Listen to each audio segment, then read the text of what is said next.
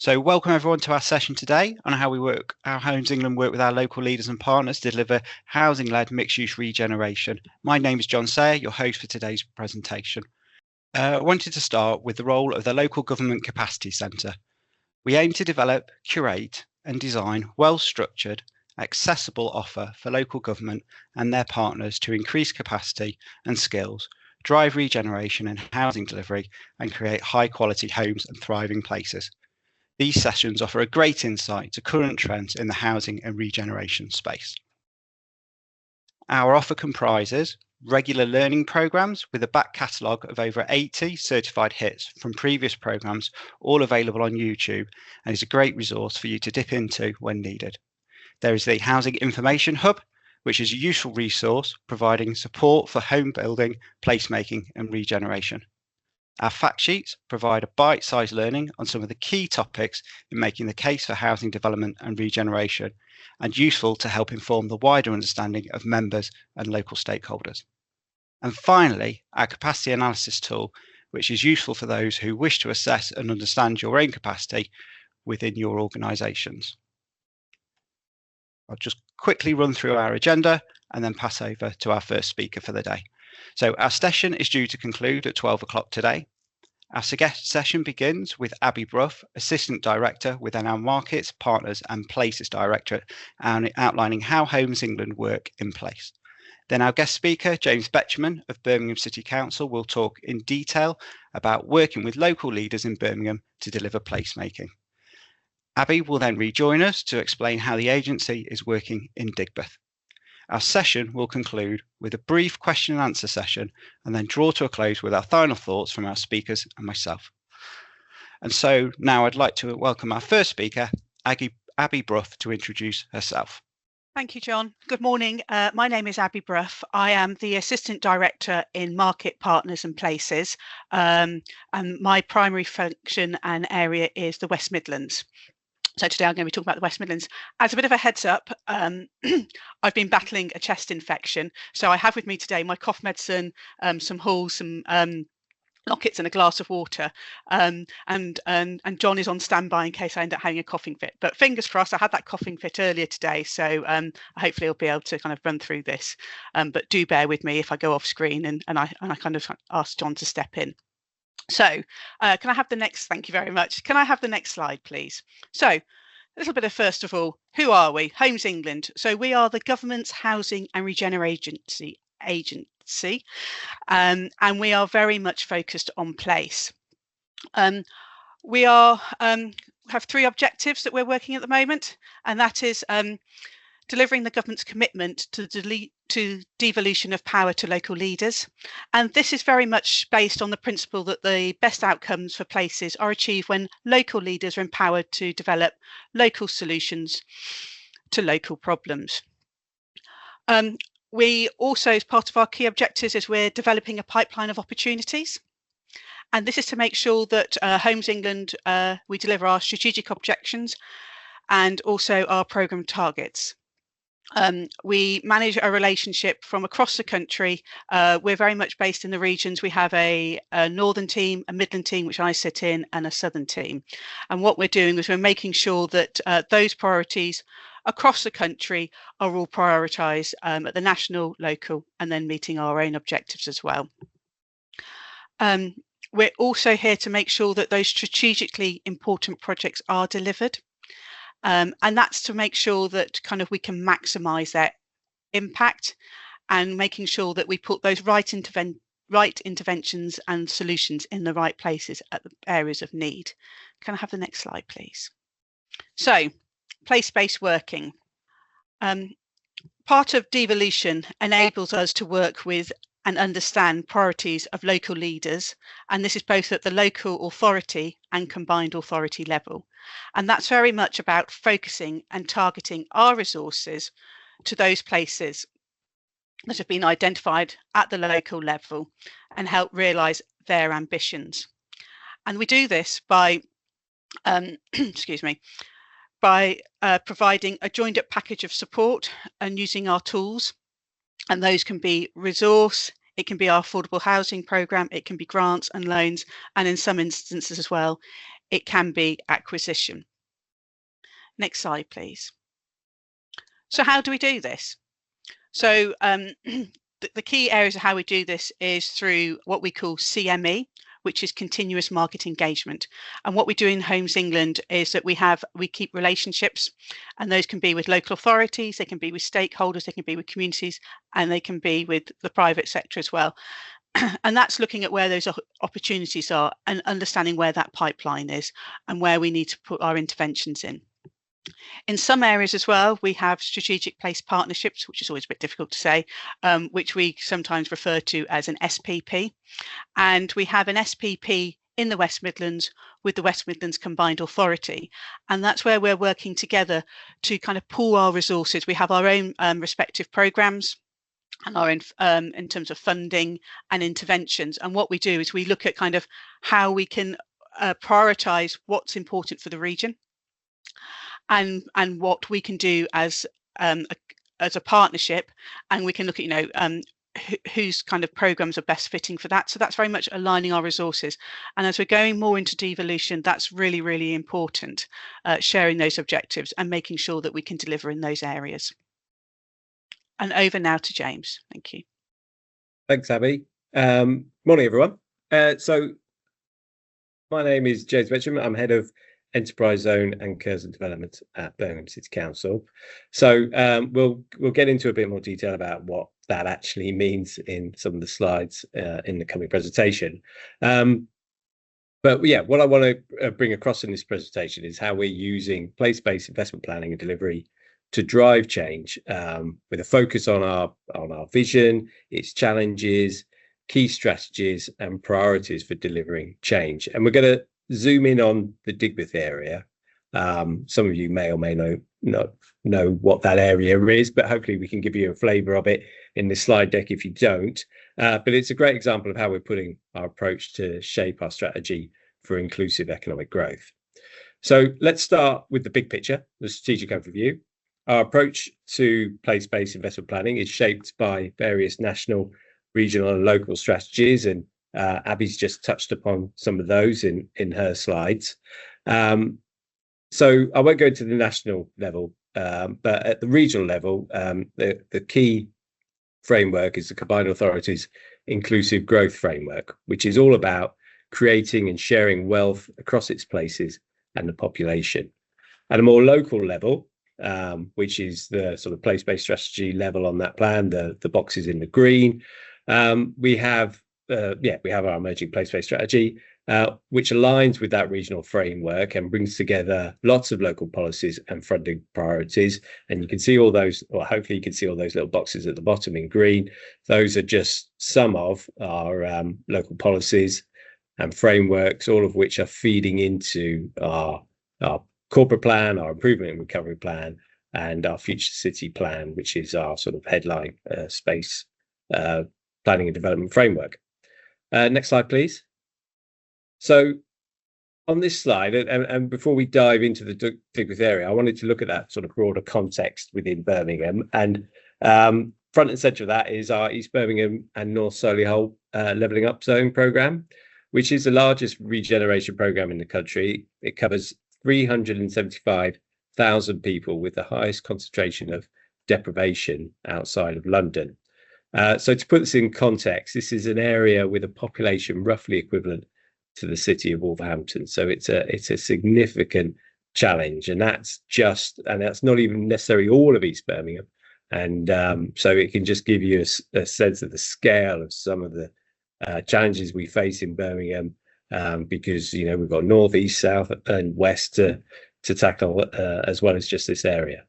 But for decades, this area has faced significant challenges around high deprivation across all the social indicators, and progress to improve these has been stagnant for many years, and that is well recognised. So to address this, we've created a levelling up zone, which was confirmed by the government in March of last year in the 2023 devolution deal. And we, in Birmingham in particular, we recognise that despite East Birmingham's proximity to areas such as Digbeth and the wider city centre, it's well understood that it hasn't benefited as much as it should have from the city's economic growth over the past 25 years. Moving through East Birmingham is particularly challenging. The journey times to get from there into the city centre or out to Solihull and the areas around the new interchange and NEC is particularly challenging. So the levelling up zone is all about changing that. Next slide, please. Now, as we get more into the Digbeth part of the world, it sits within the enterprise zone, which is a tax increment financing programme across 39 development sites in the city centre. And on that slide, those spaces hatched in red are all those 39 sites. And you can see the concentration of those is focused around Digbeth, and in particular, in the centre of that, the HS2 Curzon station. So the EZ was established in 2012. It's been a financial driver for growth in the past 12 years and has been key in unlocking some of our major development sites and helping to deliver key infrastructure improvements, for example, metro extensions and public realm schemes, some of which will be covered in the coming slides. Although the EZ's tax incentives have ended, the principle of retaining business rates up until 2046 is vital because it gives the council the confidence to continue investing in these projects, knowing we have the certainty of income to repay the cost of borrowing. So even though Birmingham already retains, it's one of the few local authorities that are able to retain 100% of its business rates, that isn't necessarily guaranteed until 2046. So the EZ having that confidence and that legislation in place to allow us to do that really gives us a significant window in which we can make significant investment and know with some level of confidence that we have the ability to repay that borrowing. And particularly for Birmingham in the financial situation we have, we really need to be prudent around our risk and our spend and our borrowing because we can't afford to take any risks that might expose the City Council's funding. To date, the EZ has reclaimed 31 hectares of land. It's attracted 1.51 billion of private investment into these sites, and it's created over 16,000 jobs. So, we've already had a significant level of growth on the back of it, and clearly we've got a huge amount left to do and a huge amount of time to do that in. Next slide, please. So, as well as the levelling up zone, the enterprise zone, we also have an investment zone, and I'll come on to that in a little bit more detail later on, but that's focused around the city's science park and educational institutions of Aston and Birmingham City University. And like the EZ, it also offers tax incentives and retained business rates to attract investment on the back of it, with a particular focus on advanced manufacturing and its related subsectors. And what you can see in this slide is all of our business rate retention sites. So you've got the dark blue is the enterprise zone, which I flagged up earlier. The lighter blue includes the investment zone and the Birmingham Knowledge Quarter. And then the ones hatched in yellow are the business retention sites within the levelling up zone that I described on the previous slide.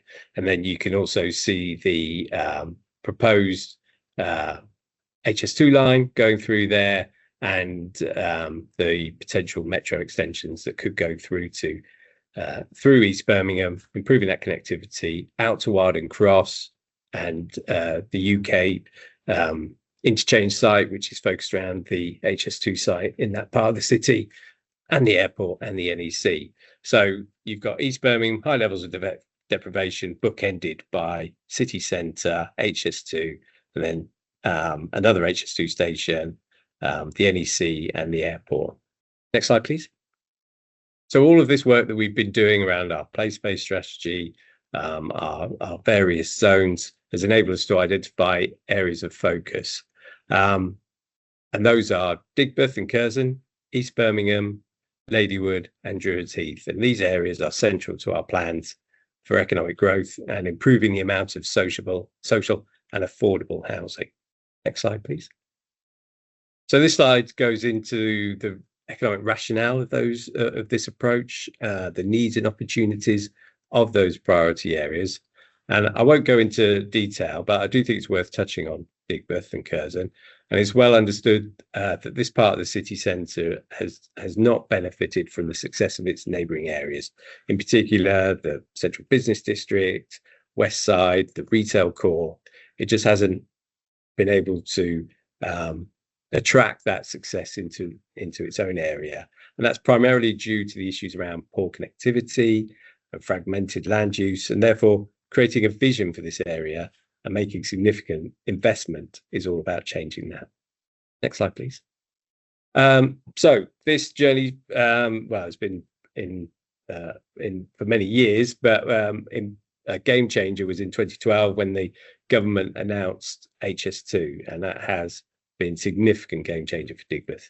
So in response to the challenge from government to demonstrate how we would maximise the impact of HS2, we launched our Curzon Master Plan in 2015, and its aim is to maximise HS2's potential by creating 36,000 jobs, 600,000 square metres of employment space, 4,000 new homes, and a 1.4 billion economic uplift. But the reality is those figures are going to be much higher. We're already seeing plans emerging for up to 9,000 homes in the Digbeth area alone, and Homes England is at the forefront of helping to achieve those. Next slide, please. So a key aim of the EZ, as I said, is about unlocking development and delivering infrastructure improvements. And a really good example of this is what we've done at Digbeth High Street. This is how it looks before the improvements that we're making. And as you can see from the image, it's a classic example of the city's legacy for planning for the car. It's a 6-lane urban motorway right through the city centre with no trees, crossing points, all wide footways. And it's made this space a major barrier between Digbeth and the city centre core. And that's, this is one of the reasons and one of the examples of why Digbeth hasn't been able to capitalise on the wider success of the city centre. Next slide, please. So this is how Digbeth High Street looks now. So thanks to £15.7 million of EZ funding and the delivery of this section of the Birmingham East Side Metro extension, we've been able to transform this space. So we've added pocket parks where people can dwell and spend time. We've widened footways, and we've made it a much more pedestrian-friendly space. And we're already seeing the benefits of that. So since we started developing this project and delivered it, it has already led to new planning permissions being granted for around 3,000 new homes along the high street. And that will have a significant impact on the area. These were brownfield sites where there wasn't any development previously. And they've seen the developers and the landowners have seen the confidence, have had the confidence to bring forward their plans on seeing where the council's vision is coming from, and knowing that their plans will have a certain amount of acceptance and signed up to them before they've submitted them. So next slide, please. Moving away from the High Street, we have Moore Street. Now, this is arguably a much greater barrier than Digbeth High Street. It is another example of a city centre urban motorway, but this will now be the front door to the city when HS2 opens in the coming years, and it needs to be a fitting gateway. Again, very little green space, very few crossing points, 6 lanes of traffic, and that is going to be right in front of the entrance to the new HS2 Curzon station. So you'll come out of this wonderful station, you'll go across the new Curzon, the new station square, and then you'll fall out into Moore Street as it currently is, and we can't have that. So in time for HS2's arrival, we are planning to transform this area into very much a pedestrian-friendly space with proposals to reduce the amount of road space by 50%, and increase the amount of pedestrian space by 100%. And we're currently out for consultation on these plans, and we hope to start work in 2026. And you could see from this slide how we're aligning with our partners, how we have our policy alignment, where the funding we're hoping to target for to bring that forward. And this will be a transformative scheme for the city. Next slide, please. So we've talked about Digbeth High Street, we've talked about Moore Street. These are the sort of key arterial routes that surround Digbeth, but it's important that we start to focus on the internal streets as well. Without the ability to move easily through the area, whether that's on foot or cycling or even by metro, then we won't unlock the many development sites that are around this area.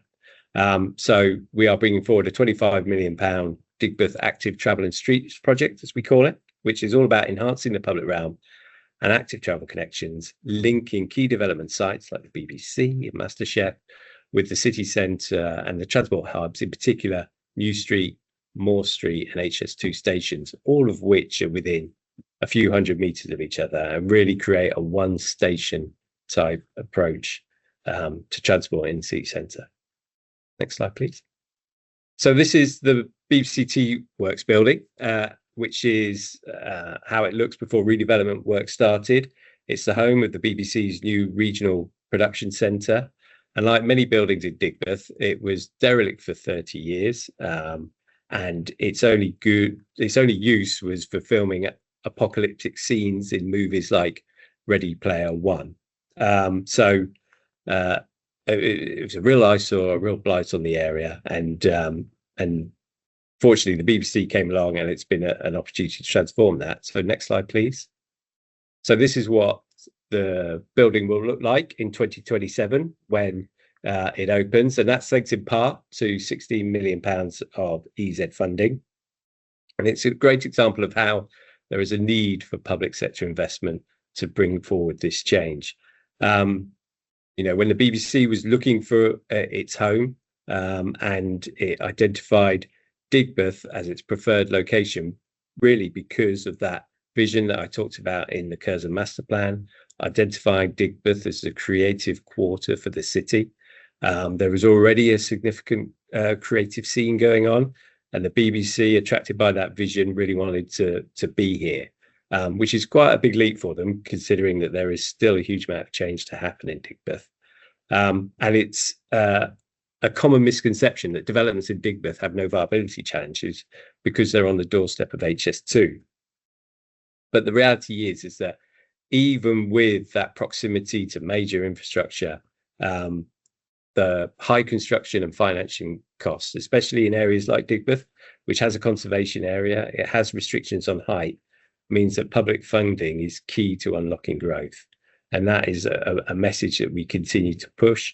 And I'm sure that's replicated across many other places and cities in the country, that just because they're in the city centre, it doesn't mean they don't have viability challenges. And public sector investment is key wherever that's coming from. Next slide, please.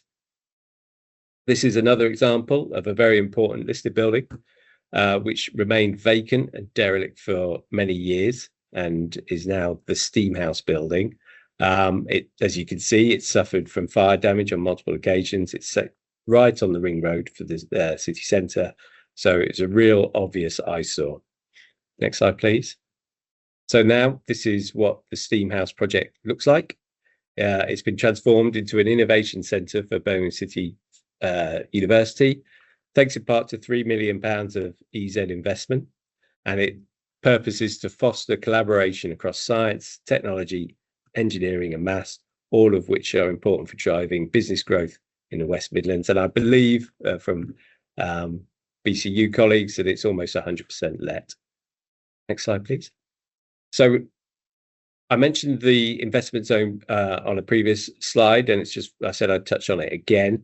And it's just an example of how we've been able to use the success of the enterprise zone, which has been going for a number of years, to work with partners to successfully lobby government for further similar programmes. So this year, the West Midlands Investment Zone was announced by government, and it was established to foster the growth of advanced manufacturing across the region. And there are zones in Wolverhampton and in Coventry and in Birmingham. This zone brings together the City Science Park along with land owned by Aston and Birmingham City Universities to create a truly distinctive and inclusive city centre innovation quarter. It's a 210 hectare site, so it's a substantial in size. It will focus on growing businesses within the sectors of advanced digital technologies, health tech research, and it's right on the doorstep of HS2 and Digbeth. Next slide, please. So this is the Bond building, and this, I'm just continuing the theme of underused and vacant buildings that have existed in Digbeth, and the Bond warehouse is one of those. It was originally built as a gasworks in 1837, but in recent years the building had become run down, and whilst it was a derelict or fire damaged, it had various low value uses that weren't really bringing much to the area in terms of jobs and economic growth. Next slide, please. And so this is not a great picture or a great image, but it can show how the Bond has been transformed. It's fantastic space. It has 3 million of local growth funding from the local enterprise partnership and 15 million from the landowner, and it's now a campus style facility for content creation, technology and training, and it's already attracting talent and productions like Silent Witness and Joe Lycett's Friday night TV show. Next slide, please. Governance. So robust governance and working with our partners has been key to our successes, and ensuring we engage with the right people to set the vision and make sound investment decisions. So we have a Digbeth board, which brings together the key landowners and partners to agree priorities and share information. We have an EZ partnership board, which oversees the governance of the EZ programme, and that includes public and private sector representatives, and it's responsible for funding decisions, performance management and benefit realisation. And the input of our private non-exec directors on that board is key. You know, they bring the private sector experience around placemaking, delivery, and commercial finance, which ensure that we are driving value for money and we're getting the right investment decisions made for the right projects, and maximising public sector value for money, which is more important now than ever. And then we have the council, which sets the vision, and it's the accountable body for the investment programmes, along with the combined authority. Next slide, please. So yeah, in terms of wrapping up, I just want to reflect on some of the lessons learned that we've learned over the past decade. And a key to that has been having an overarching strategy and vision, and it's supported by partners and stakeholders. So we've got the Curzon Master Plan. We launched a couple of years ago our Future City Plan, which is our spatial development vision and plan for central Birmingham. We also are out to consult on a preferred option of our local development plan for the city as a whole. And all of these priorities and programs and sites have all been reflected in those documents. Again, it gives the private sector and our public sector partners the confidence that their plans, their programs are all contributing to one vision, and any plans they're bringing forward, they'll have the confidence that they should be able to take them forward. We've had a clear investment proposition on the back of that. We have a comprehensive communication strategy to communicate these messages, and that's where we work with companies like the West Midlands Growth Company, which is part of the combined authority. And we have a clear governance structure, as I said, includes that private sector expertise to make sure we have clear, transparent decision-making processes to ensure we get the right decisions and value for money for the public sector. And that's it. Thank you very much. Back over to Abby. Thank you, James. Now over to me. So I'm going to talk now kind of building on the relationship we have with Birmingham City Council, but I'm also going to have a bit of a focus now on the landowners and kind of that side of Digbeth. So in addition to kind of what James has already highlighted, kind of what are the challenges for Digbeth now we know where we're talking. So they are circa 4,000 homes consented, and by that I mean have an outline planning permission. And in addition to that, there are 3,000 additional homes in the pipeline. But of that, only circa 400 have started. So kind of what is preventing that? Well, one of the issues has been, as kind of James has been alluding to in terms of the Digbeth active travel, has been that issues with connectivity. And it's historically, it's a heavily industrialised area. You can see kind of all the buildings that were derelict that James has been showing that, a significant regeneration has been happening, and it's had a bit of a poor reputation. The area has got a number of creative industries, but there's still some very kind of heavy industries in there, kind of car braking, recycling, and with the introduction of the clean air that goes along the middle way of the city, those kind of polluting activities are less desirable in that area now. So one of the things that have been holding back has been the public realm. So that's something that, working with Birmingham City Council, we've been looking at. And I'm just going to talk a little bit about that in terms of the landowner side as well. Next slide, please. So as James has been talking, Birmingham City Council have had a long-term aspiration for Digbeth. And I think, the enterprise zone shows the absolute commitment and support that Birmingham City Council has towards Digbeth. But as we can see, the policy was announced in 2010, and 10 years later, when the council looking at the policy again, still not much has happened in the area. Next slide, please. It's also worth recognising as well that the West Midlands Combined Authority also have strong ambitions and support for the creative industries in the region particularly, and a real focus on that should be in Digbeth. There's a kind of a recognition that the TV and the creative industries are very much focused in London, or indeed at Salford Quays and Media City, and so there's a gap in the middle of the country, and that's Birmingham. So the combined authority really see this creative industries as an opportunity for providing jobs and the skill sets that goes with that, because it's not just about the creative industries. It's not just about a television production company. Behind that is huge amounts of, there's carpenters, there's all the support, there's the feeding, there's the set building, there's a huge amount of industry behind when a television company comes to the region as well. So the West Midlands Combined Authority are really keen to see that that is fostered and encouraged as well. So as part of kind of deeper devolution, they're looking at how they can support Digbeth as well. And that goes back to the strategic place partnership that I spoke about at the beginning, where we look at what are the priorities for the region, and then we look at kind of drilling it a bit down as well. So this is where Digbeth comes into that. Next slide, please. So I think it's really important to also explain as well the uniqueness of Digbeth is that there's three major landowners in Digbeth, which makes it, going back to the governance that James was talking to earlier. We have the Oval Estate, and they're highlighted in grey on the screen. We have the Googe Estate, and they're in the peachy colour. And then we have Homes England land as well. So I'm just going to give a quick overview in terms of those landowners. Could I have the next slide, please? So the landowners, with the long-term aspirations of Birmingham City Council and the EZ, and this kind of 10 years later, really still couldn't see much coming into Digbeth, despite the support that the council were giving to the area. Looked at commissioning what we called the Digbeth Vision, and that was working alongside Birmingham City Council as well. But that was actually a piece of work that was commissioned by the three landowners, and that was also in response that we knew that HS2 is arriving, with Curzon Street literally on the doorstep to Digbeth. And what does that mean? How can we be ready? What do we need to do?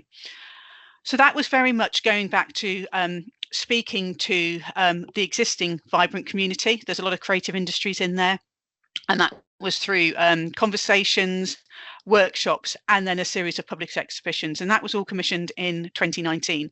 There's a real feeling in Digbeth that what we can't do is gentrify the area. We've got kind of shiny CBD of offices up at Colmore Row in Birmingham, and this is a bit where the creative industries are as well. So very much working in terms of selective intervention, but not entire replacement as well, and really being important to reflect Digbeth's industrial heritage and not forgetting that. Next slide, please. Thank you. So building on that, when I think it was about 2022, with the council resetting their policy, the landowners again, we got together and we were looking at the public realm coming into Digbeth. we have HS2 arriving, which is shown on the screen with Paternoster Square. But in the meantime, until that station is open, we've still got kind of barriers getting into Digbeth at the moment. And so the main way of getting into Digbeth is through Digbeth High Street, where James has shown you the fantastic work that's been doing there, opening up, making the streets wider, great lighting. But then there's kind of two main streets as well going through Digbeth, which affect all of our land ownerships, and that is Bordley Street and Fazeley Street. And then there's a bit of a quick way to get to Digbeth at the moment from a place called Shaw's Passage. And so what we were doing was, what interventions can we do to make people feel safer getting into Digbeth? So as landowners, we commissioned a piece of work, and if we could have the next slide, please. And that kind of came up with kind of the intervention. So I just mentioned Shaw's Passage, which at the moment there's actually a fantastic burgers bar in Shaw's Passage. So if you're ever in that area, please go there. I'm doing a plug. I mean, the photograph kind of, it's the surfacing is not helpful. It's mixed. The lighting isn't great. So what we were trying to do is, if people are walking down, how do they feel safe? So it's just kind of opening up the streets, putting in some soft landscaping as well. One thing about Digbeth, and having been working in the area now for the last 5 years, there's not much green in Digbeth, and that goes back to its industrial heritage. So, you know, that's not a problem. But what it does mean is that on a very hot day, that's it, the original Patty Man, thank you. On a very hot day, there's just no relief at all. There's no shade. And then equally on a very wet day, there's nowhere that you can kind of shelter as well. So putting a little bit of greening into Digbeth as well, but going back to that point of, you know, respecting the industrial heritage and the fact we're in a conservation area. So that's what we were just kind of looking at in terms of Shaw's Passage, making it more inviting to walk down. And can I have the next slide, please, as well? And then this is just another intervention.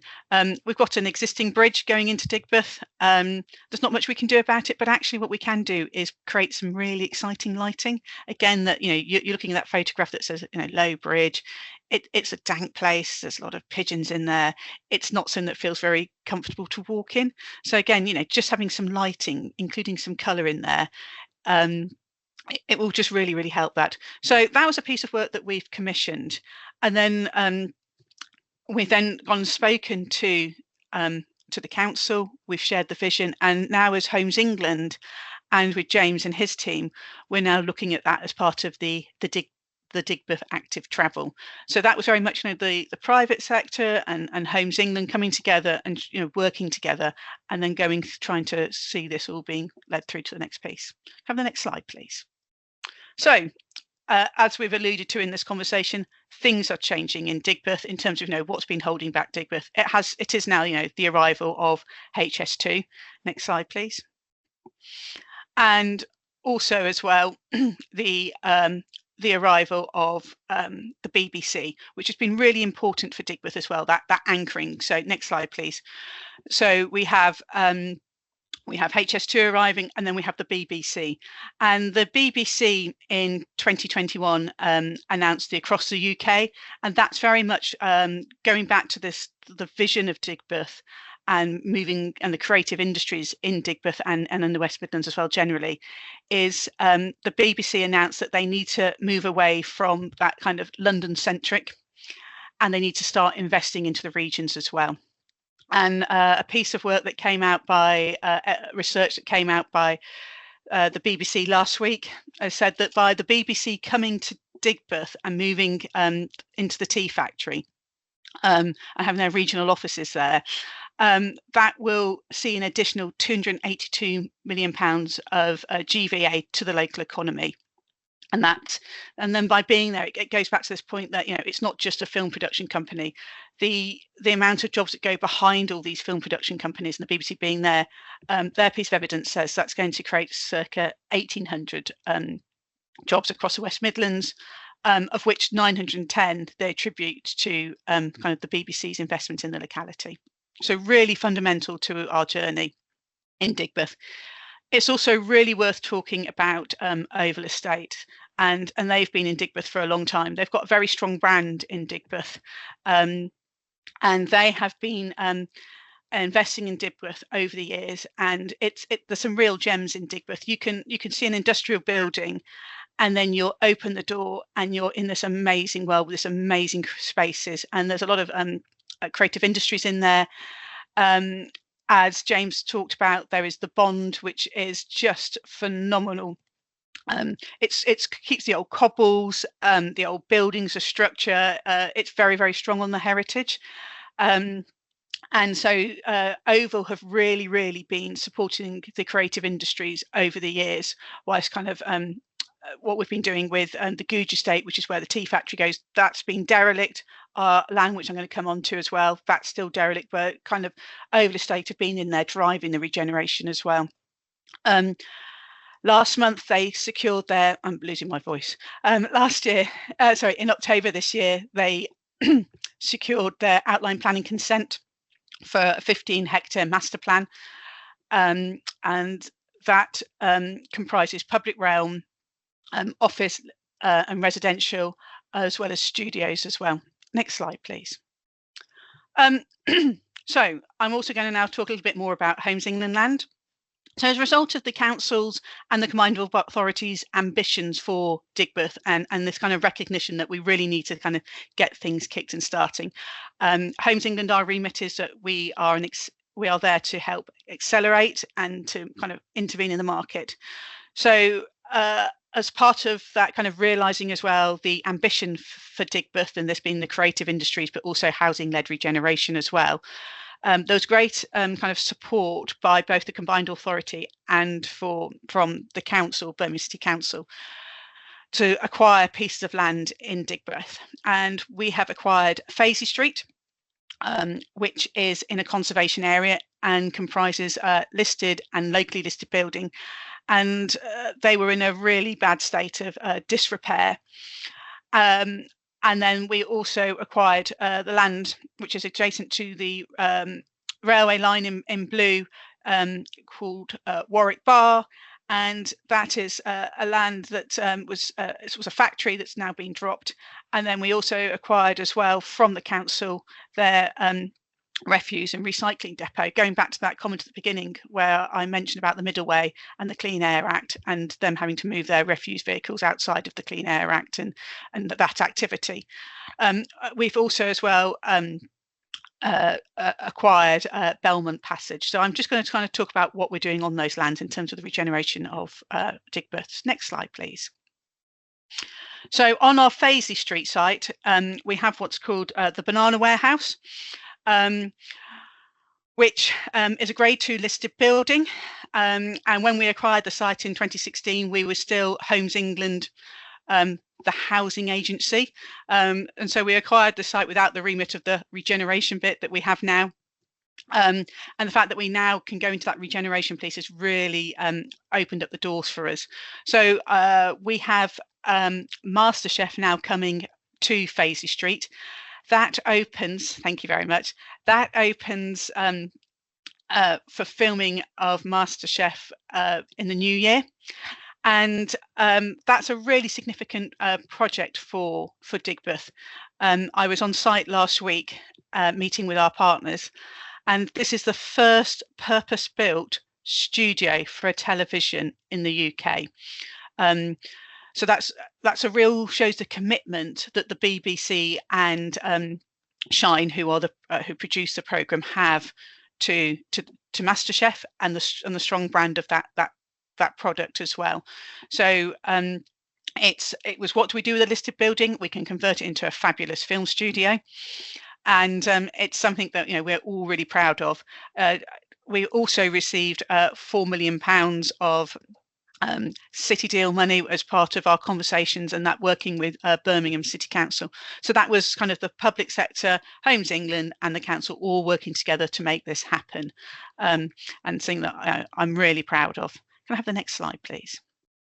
So in terms of the kind of the Warwick Bar, we're still kind of working up our master plan for this area. But in the meantime, it does nobody any good with this land just sitting here being vacant. Particularly, it's such a central location in the middle of Birmingham. and there's kind of a security risk of having this big area just sitting. So what we've been doing is we've been looking at what are the interim uses we could bring onto this site. And for us, we've got the old the depot buildings that belong to Birmingham City Council. So what we've done is we've converted those into studios. It's well documented that we have Stephen Knight, who is the writer and producer of Peaky Blinders. And he is filming currently at Warwick Bar the Peaky Blinders film. So this is a really a great use of this piece of land at the moment whilst we look at that master planning, but also what that does as well in terms of the long-term aspirations for Digbeth is that whilst we're going through the regeneration, we're working out what we're going to be doing with our land, we're setting those partners in there, we're getting those tenants in there, we're also kind of making that people know that this is where people can come. And the great thing about kind of being in Digbeth is that we're going to be so close to HS2, we're close to New Street as well, so it's getting those people and that creative industries in there. But also what it is as well is that we need to make sure that that continues into the regeneration as well, so that once those productions end, those people, that skill set, they don't go down to London, they don't go to Media City as well. Next slide, please. Just kind of, we are the housing and regeneration agency, so we've talked a lot about regeneration so far. This is I'm going to talk to you very briefly about Belmont Passage. This is a piece of land that Homes England has relatively recently acquired. It sits adjacent to kind of the Warwick Bar and also the Middle Way as well. And what this is that this is where we're looking at putting about 550 homes on here, including affordable homes, which will be policy compliant at 35%, with some commercial uses at ground floor. Digbeth at the moment, there's nowhere to buy, or very, very few places to buy a sandwich or get a cup of coffee. So what it will be kind of commercial uses at ground floor with residential above. That will all be done as Homes England require it to be done to Building for Healthy Life and also Future Home Standards. We're out to consultation with that at the moment with the local community. It's quite an interesting piece to do in terms of the community consultation, because in terms of residential, there's not many residents around Digbeth, but there's also there's quite a business community as well. So it's looking at it's talking to those communities about what they need and what that homes look like as well. In terms of that commercial provision as well, I've just seen something in the chat. Yeah, it will be flexible, so it will be nurseries, gyms. It will be the use classes, which kind of helps that. And then another slide, please. And that's just another visual of kind of what we're looking at. Expecting that to look like. It's also worth mentioning our site also is again adjacent to the River Ray. So again, it's just opening up the River Ray, which is in a really strong viaduct at the moment.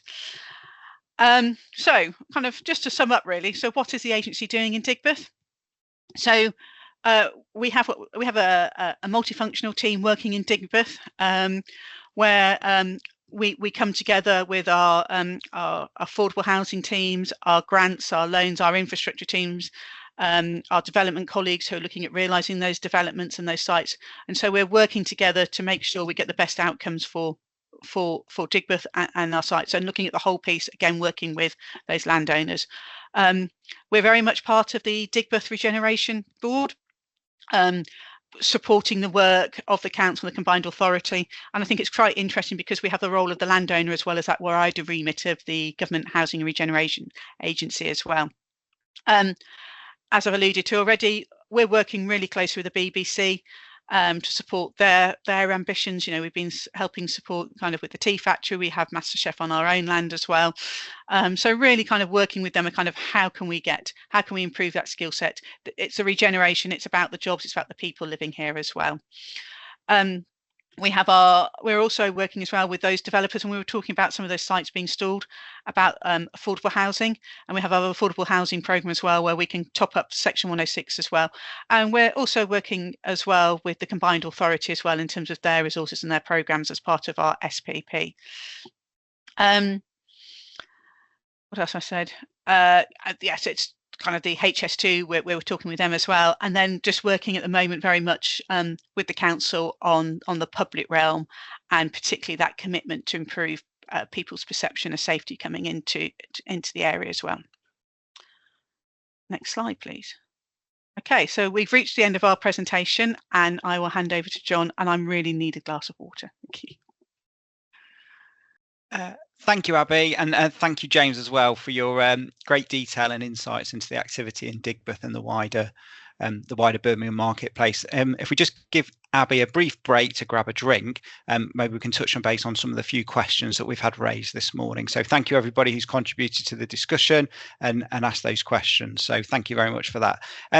Just before we kind of move into the more detailed question, there was a kind of question: how do we engage with the agency? And I think that's really key, having sat on the other side of the fence probably 2 or 3 years ago, of how we reach out. At the end of the presentation, we'll share the slide deck from today and include contact details for the key directors in the Midlands. I think lots of you will already know them. So Joe Nugent, who's our regional director in Markets, Partners and Place, and then obviously Abby Brough, our assistant director, who covers the west side of the West Midlands, and then Paul Gascoigne on the East Midlands. And for those of you who may well have joined us out of area, so in the north or south, we have a similar arrangement set up in both the north and the south teams, and we can obviously kindly share those contact details as well for you, so we can share those with you. Now turning to the first question, and James, if you're back online in the room, there are quite a few there, particularly for yourself and obviously your active involvement within Birmingham. So I think maybe if we could just start with the first one. I'm sorry, I'm just pulling this up now. So that relates to the Smithfield scheme, which I think we touched upon. So will the Birmingham Smithfield development have an increased level of affordable housing? I think this ties back to the planning application about affordable rent, and particularly social rent and homes included as well, James. Thanks, John. So I think the planning application was approved and signed off on the back of 10% affordable housing, but there is a commitment to try and get that up to 20%. Obviously there will be funding challenges, and I know conversations to take place with partners like the Combined Authority about possible gap funding to support that. And I think this sort of question, it could be replicated across a number of sites in Digbeth. Those viability challenges that I made reference to, a lot of them come from meeting that affordable challenge. The City Council's policy is 35%. I think there is some consultation going on in the local plan, which is out at the moment on the preferred option consultation, about how that policy could be tweaked to make it more robust and deliverable. But as I alluded to in the slide, these viability challenges are, they're not just around construction costs and financing costs. It's other issues like affordable housing, and this is something that we all recognise, and that's where partners like the Combined Authority come in to help us address some of those challenges if possible.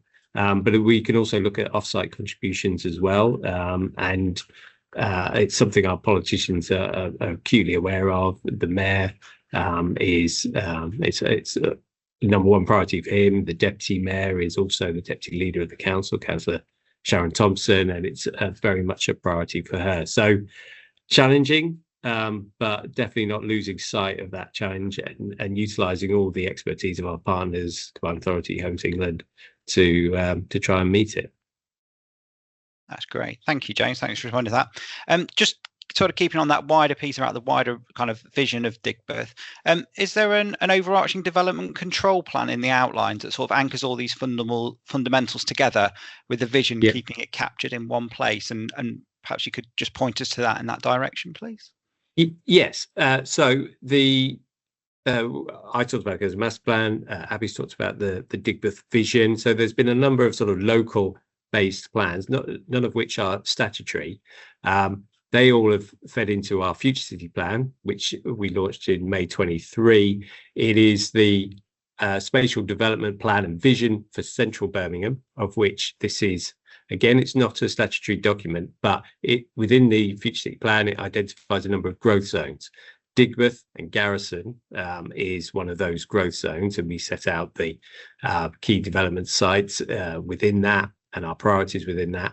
And then that's all been captured by our local development plan, which I said is out for consultation on the preferred option, that allocates sites within that growth zone. So those growth zones are reflected in that preferred option, and that's where the planning policy and the planning teeth come to help bring the priorities and the projects forward that we've alluded to in the slide decks. So that is the, we've got various visions and strategies and proposals all feeding up into our local development plan, which is the policy framework that brings that forward. And then that also covers off, I think there was another question around connectivity into the East Birmingham, and which is absolutely fundamental to the vision of the future city plan and the local plan, which is about how we, through projects like Belmont Passage, the Sama investments that are being made around Garrison Circus, that is all about reaching across the ring road into East Birmingham, and that's very much our vision within those documents I've mentioned. Brilliant. Thank you for that, James. That's really helpful to signpost us those. And we'll make sure for the attendees or the audience today, we'll include some of those links within the document so you can actually go and have a look at those yourselves and just kind of get an understanding of that framework that Birmingham City Council is building up around their activities. Just turning one, I think we kind of touched on it more briefly, but some really good questions there about where the traffic's gone. So in particular around Moore Street, but I know there's been wider strategies about traffic reduction in Birmingham. I don't know, James, if there's anything you wanted to be able to touch on to around the Moore Street proposals and that wider approach to Digbeth and bits and pieces, please. Yeah, so this is all driven by our transport delivery plan. Again, probably didn't mention that, and I really should have. So the transport delivery plan and transport strategy are very much about how we reallocate road space, how we modal shift away from the private car use in particular, into more active travel, whether that's walking, cycling, public transport. So it's not about stopping the use of the car, very much not about that. It's not about a war on car and all of that kind of agenda, but it's about a modal shift. And key to the transport delivery plan, which is, again, there's proposals out for consultation at the moment on what we call segments, and this is about how we try to reduce the amount of traffic going through the city centre, going across the city centre. So if you want to access, so through measures like bus gates and other kind of measures like that, we encourage traffic to remain on the ring road, but then when it wants to access the city centre, then you go into your segment. And Digbeth is one of those segments. You come in off the ring road, and then when you want to leave that segment, you go back out onto the ring road. And if you want to go around to the west side, then you get back on the ring road, and you use it to get around to west side and Paradise, and you access that from your car that way.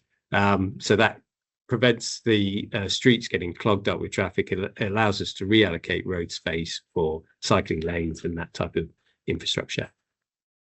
Okay, that's brilliant. Thank you, James. And one further one, James, for yourself, and that was the question around the arts role with Birmingham City Council. So the question is, with the reduction in council arts funding and obviously the existing arts and creative concentrations in Digbeth, how are we kind of engaging with them to continue to be part of that scene? Obviously, they add a lot to the character at the moment. So, big challenge. The council, the financial predicament that we're in, has had a real impact on the council's sort of general funding that it might have given out to these organisations. And in Digbeth is home to a number of important arts organisations like Grand Union and Eastside Projects. Obviously, where we can, we will try and support them with funding that may not be coming from the council's general fund, whether that's the enterprise zone or other programs. And we've been able to, Grand Union occupies an enterprise zone site, and we've been able to provide some financial support to help consolidate their presence within Digbeth. Otherwise, it will be lost to the area, and that would totally undermine the vision we've been talking about today. Through our projects like Digbeth High Street Transformation, we utilised Eastside Projects to help us deliver the public art strategy. So there's ways and means in which we can continue to support these organisations without necessarily having to continue with the grant funding that might have come from the council's general fund, which simply isn't there anymore. So we're very cognizant of that. We've continued to target that in the most effective ways we possibly can, and then we're going to be leaning on our partners like the Arts Council to support them as well. And I think having that vision for Digbeth around Creative Quarter and the organisations within that, we give them the status and the profile that they can go to the likes of the Arts Council and Heritage Lottery and where else it may be with really concrete proposals and a vision that they can sign up to and be confident that those organisations are really getting value for money by providing financial support, hopefully. Brilliant. Thank you, James.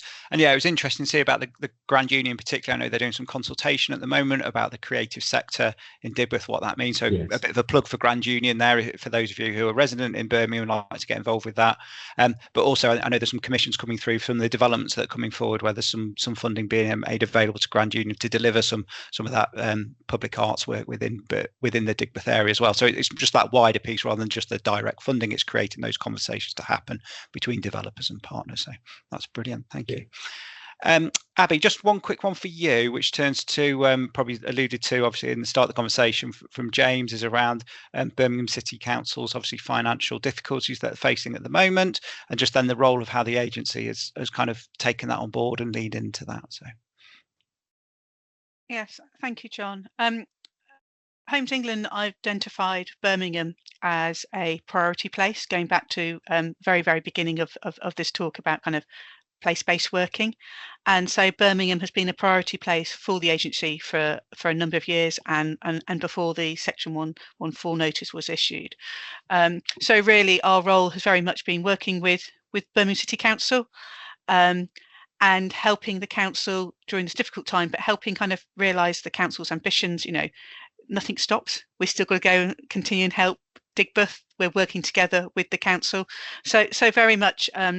It's just ensuring that there continues to be in confidence in Birmingham with the market and with the stakeholders as well. So for us, actually, we were already in Birmingham and we just continue that support to Birmingham as well. I also noticed a couple of questions in the chat if we've got a bit of time. There was a quick comment in relation to SMEs. Homes England, we own the significant parcels of land. When we'll be looking at kind of disposing those lands, there will be some sort of narrative about, we have a remit to kind of support SMEs as well. So there will be that support and offer to kind of, when we're looking at disposing that land, what an SME intervention can be for that granular kind of intervention as well, and not just the big house builders. And I think quite interestingly with Digbeth and this area, it's quite a bespoke response. We have our big volume house builders, but the Digbeth and what we're trying to achieve in Digbeth, it's a different market as well, and that's a bit we're going to be trying to look at and tap into as well. I also saw a comment as well in relation to the heritage side, and are we just going to be converting the heritage buildings for commercial uses? By the very nature that these buildings are either listed or locally listed, there's only so much we can do in terms of interventions into those buildings to respect their historical context. So we also own on Fazy Street a massive building, the FMC building, and it's a phenomenal building. It's brick built. John, is it about how many meters high would you say it is? I don't know. It's about three. It's about three or four stories in height. It's brick built. It's got a lovely curve that goes along the canal, but that wouldn't lend itself to residential conversion because you'd have to kind of put balconies in, you'd have to put windows in. But actually, that building could be great in terms of kind of a film studio or kind of something to do with the media and creative industries. So that's the sort of thing, by being the regeneration arm of Homes England, we can look at that and restoring those buildings, and the rest of our assets are cleared sites already. They had kind of 1980s big sheds on them, so there's this kind of they're kind of purpose built warehouses that we wouldn't look at converting anyway. Thanks, Abby. Sorry, James, just one more question for yourself. So, and it's probably about competing priorities, really. I think is where the theme came through, and that relates to with the high level, with the cost obviously spent on temporary accommodation and tackling the challenges around affordable housing. How does Digbeth fit into that wider narrative? I know we've touched on it, but I don't know if there was anything else you'd like to be able to share around that. So, oh, sorry, just on mute. Sorry, it's not an area where there is sort of significant amounts of sort of temporary accommodation, and the council or other partners are having to plough funding into those areas, and those potentially may be at risk because of some of these plans coming forward, although there's some really valuable community-based organisations that help with that agenda, St Basil's in particular. So we certainly need to support those organisations in the area and the good work that they are doing, that all help us make those early interventions to hopefully mean that we don't have to rely on temporary accommodation. But the council, in its improvement and recovery plan, is very much set out a plan about how we can start to address that challenge, and the huge amounts of money that we spend on temporary accommodation, and recent announcements in the budget will obviously help us to do that. Probably in Digbeth, we need to be delivering, the homes first and foremost, very much needed by the city at all levels, whether that's affordable, social, or just market led.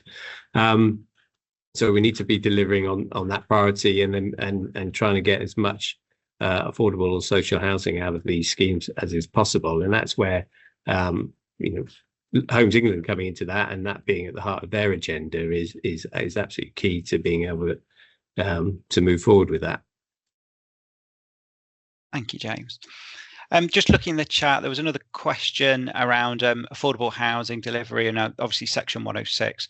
I suppose I think that's a topic for another day, and I know our colleagues, and for those of you who know, Deb Casey, Hannah Wilson and Leon Hackett and our affordable growth team specialise obviously in the affordable housing delivery.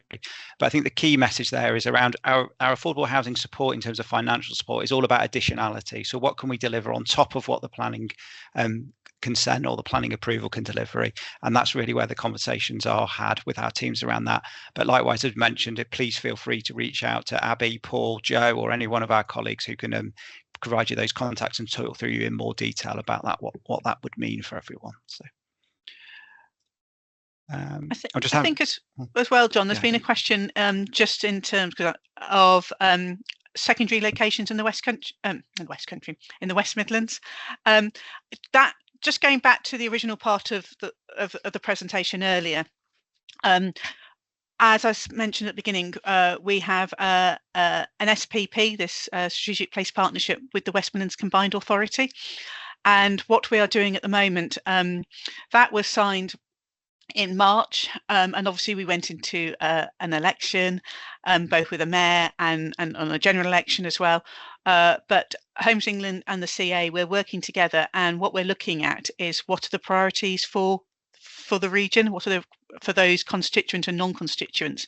So we've been talking to the respective local authorities together as Homes England and as the CA, and we're trying to understand what the priorities are. Everybody's got a priority, and what we need to look at is kind of understanding what the priorities are, and going forward, kind of what are those interventions, because previous to the SPP, we would have councils and developers and stakeholders. They're going to have a conversation with Homes England, and they're going to have the same conversation with the CA as well. So the really good thing about the SPP, and the real strength of the SPP, is that conversation can now happen in the same room, and then we can then understand what the priorities are for a region.